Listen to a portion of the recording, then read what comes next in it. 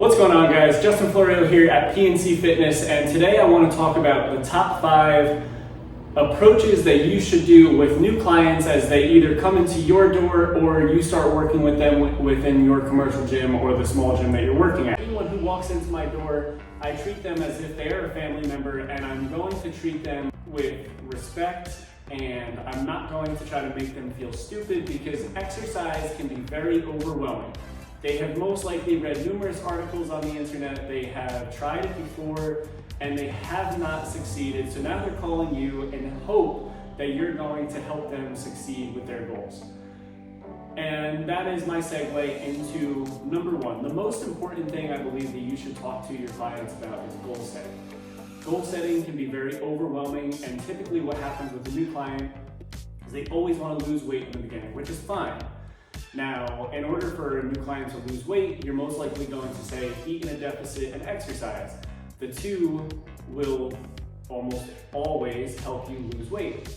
But now it becomes very overwhelming because eating healthier, we'll cover that in a different video, and exercising, and on top of those two things, they're trying to throw into their normal everyday life, right? So someone who's never done either of those things, and now you're just telling them, hey, you should do these, it's going to be so much, and most likely what will happen is over time, they will burn themselves out. So my approach with a new client is one thing at a time. And what I've seen in the past, what has worked the most is you pick one of the two, whether it's nutrition or exercise. The clients are coming in here and they are committing to the gym, then I focus on just the exercise and I try to get down a good routine. Most clients use me as accountability. If they don't have me on a schedule, they're not going to exercise. So when they come in here, we exercise. If you're new, if you've never exercised before, I'm going to ask you to commit to 30 minutes. And that's only because in the beginning, a half hour is the perfect amount of time, and that is what I tell people. When you're not coming into the gym, what I want you to do is go into a commercial gym and don't overwhelm yourself with an hour and a half program. Just pick 1 or 2 movements, perfect it, do it with intent, right? And then you can maybe follow that up with a little bit of cardio or mobility, depending on what you need to work on. Goal setting is obviously always going to be very specific to the person. You can have 5 people in front of you and all 5 of them are going to need different programs. And then when it comes to the nutrition side, I want to do the same thing, right? I don't want to overwhelm them. I don't want to overstimulate them with too much detail and too much instruction. So what we're going to do is one thing at a time. Maybe that's just focusing on drinking a little bit more water. Maybe that's eliminating a soda out of your daily routine. Just small little tweaks so that over time, because you want it to be realistic and you want it to be sustainable and you want it to stick so that they're able to do it over and over and create a habit, okay? So goal setting it's a very varied thing, but that's the first thing you want to talk to your clients about and have them understand what your expectations are and to make them feel comfortable with your training style. Number 2, I believe this is so important, posture. Posture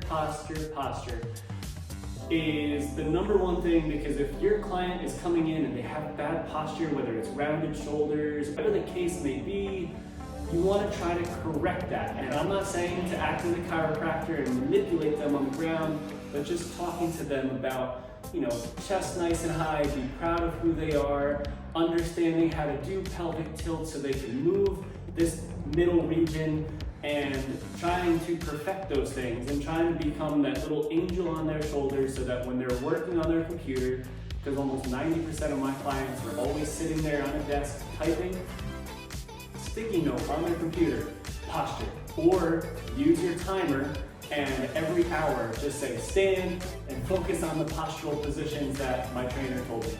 Posture is very important because when you get into the exercise, you want to make sure that you have that proper posture in order to get the full benefit from the exercise.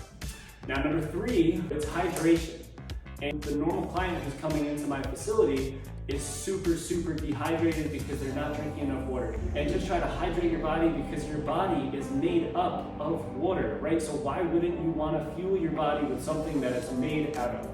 Sometimes even with clients, if I know that they're not going to do it, what I will do is on Amazon, I'll buy them a water bottle, and some of the water bottles are really cool and creative. They have different markers on them.